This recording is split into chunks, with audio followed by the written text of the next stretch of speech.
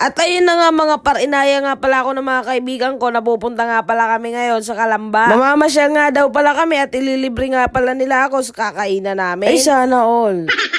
Hindi na nga rin pala ako nagdalawang isip, gawa nga nang wala naman ako masyadong ginagawa ngayon sa bahay. Kaya sabi ko sasama na nga rin pala ako para makapagpasyal naman. At siya nga pala mga par, may deliver nga pala ako dapat kaninang umaga. Kaso ay kinansel nga pala muna niya, gawa nga nang may lalakarin nga daw pala siya ngayong araw mga par. Di bali apat nga pala kami magkakasama ngayong gabi mga par. Pagdating nga pala namin dito ay ito na agad ang bumungad sa amin. At talaga namang napakadaming tao dito talaga mga par. Dahil nga basar to, malamang maraming nagtitinda dito, mga pagkain, damit, at kung ano-ano pa. Di bali kakain na nga rin pala kami dito mga par. At dahil nga nagugutom na yung mga kasama ko, nag-ikot-ikot nga pala muna kami para maghanap ng aming makakain. Mag-iba na nga rin pala to ngayon mga par. Sabi ko nga palang kakaiba to, gawa nga nung pumunta kami dito dati ng jowa ko, ay hindi naman ganito talaga yung tsura niya. Marami-rami nga rin palang pagkain yung pagpipilian mo dito. Siyempre, depende na nga rin pala yung kung anong gusto mo. So sobrang dami ang pagkain ang nakadisplay, halos wala pa rin kaming napipili mga par.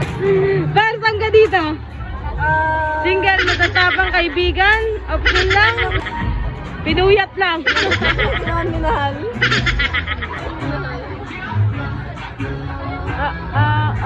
At ayun na nga mga par, sa pag-iikot nga pala namin ay manakita na nga rin pala kaming kakainan namin. Di bali iniwan na nga rin pala namin yung dalawa namin kasama dito para mamili na sila ng kakainin nila. At syempre sinabi na nga rin pala namin kung anong gusto namin, kaya order na nga rin sila. Bumili na nga rin pala muna kami ng kaibigan ko nang iinumin namin. Tapos nga pala dito ay uwi na nga rin pala kami mga par. Kain nga lang din pala talaga kami dito mga par.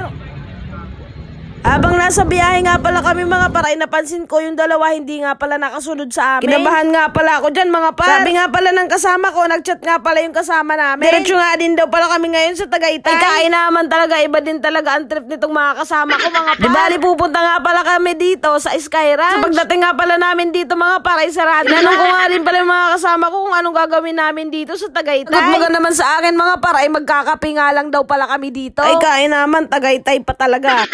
At dahil nga sarado ang Sky Ranch, pumunta na nga rin pala kami dito. Sobrang daming sasakyan nga rin pala yung nakapark dito mga par. Di bali nagtry nga pala kami pumasok dito sa JT. Kaso pagdating nga pala namin dito sa entrance, ay sabi nga pala ni ma'am ay puno na nga daw pala sa itaas. Bali sa itaas nga pala yung gusto namin, gawa nga ng may banda rin mga par. Ang ganda nga rin palang lugar nito mga par. Dahil nga puno na nga dito, ay maghahanap na nga rin pala kami ng ibang pwesto mga par. At hanggang sa dito na nga rin pala kami napadpad sa Starbucks mga par. Sobrang daming tao nga rin pala dito mga par, pero hindi rin naman nagtagal, ay naka-order nga din pala kami ng mabilis. Kami ngayon sa Tagaytay. Nagkape lang naman kami. Yes, tubig. Di ba nagpapalipas oras na nga rin pala kami dito mga par. Kwentuhan na nga lang din pala kami dito at uuwi na nga rin pala kami pag natapos to mga par. Madaling araw na nga pala mga par, ay ang dami pa rin tao dito. Ang sarap nga pala talaga mag-unwind dito sa Tagaytay mga par. Pero mas masarap sana kung kasama ko yung partner ko. Oy, sana all. Dahil nga tapos na nga rin pala kami magkape, ay uuwi na nga rin pala kami sa Laguna mga par.